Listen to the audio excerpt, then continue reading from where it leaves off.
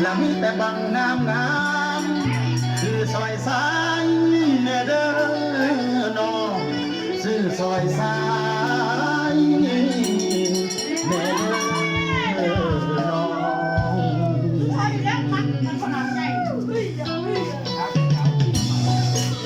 เจ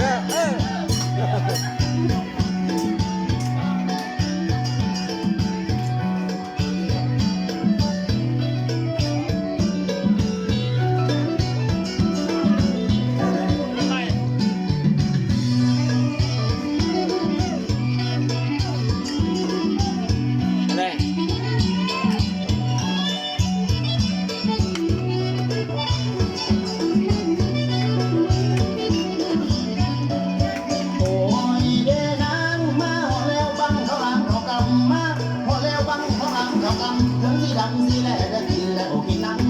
ดำปีกระแสอยู่ทางไหนดำปีกระแสอยู่ทางไหนวิตามินมันไหลหลังลิ้นไหลย่อยมีบางน้อยบางยาวบางใหญ่มีบางน้อยบางยาวบางใหญ่มีบางสันบางผู้เส้นหนองบนเอาเลือกรถเจ้าจับเบิ้งรถนั้นเลือกรถเจ้าจับเบิ้งรถนั้นมักบางใดแอวบากให้เจ้าเอามือสีอยู่พี่บ้านของล้างขาวอยู่พี่บ้านของล้างขาว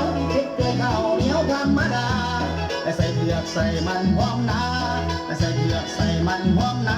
ที่ตลาดกินแล้วบอกมันเอามือยันจับเอาลองเบิ่งเอามือยันจับเอาลองเบิ่งจับหึงรถน้องมันสิเข้าท่าทีมักบางนั้นหรือว่ามักบางนี้ตีผิวใส่เด้อครับมักบางขาวบางดำในสงสายตาจอมาเด้อน้องซื้อบางข้าวหลามซอยแน่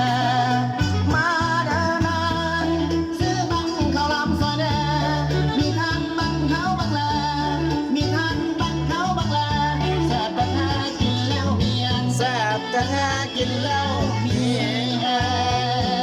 งฝนหรือแรงก็ยังขายคือเก่าฝนหรือแรงก็ยังขายคือเก่าเดี๋ยวว่าเฮาเกิดมาสัตว์นี้เพื่อขายบังข้าวหลามหัวยุ่งยามโหลดแม่ตาหวานหัวยุ่งยามโหลดแม่ตาหวานกินแล้วลงดีบังข้าวหลามของอ้ายปีกายนี้ไปขายแล้วละ4 ปีกายนี้ไปขายแล้วละ4สาวเมียงแม่ไม้เมาเพียงบ่ยังสาวสับน้อยว่าหัวเตาสาวสับน้อยจนว่าหัวเนาอีบ่ดนเดินนั้นจังสิถึงยิวเจ้าจังสิเธอบอกแค่พูดเวลาเด้อคิวเจ้า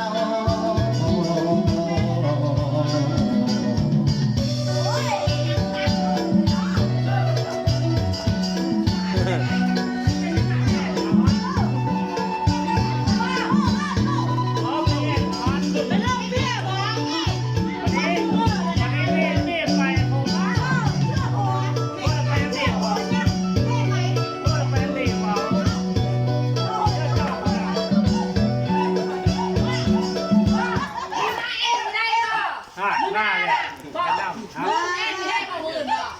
ฮ้ยในจ้อยนี้ไปเห็นตะดองนี่อันบัดแวะโอ้อันนี้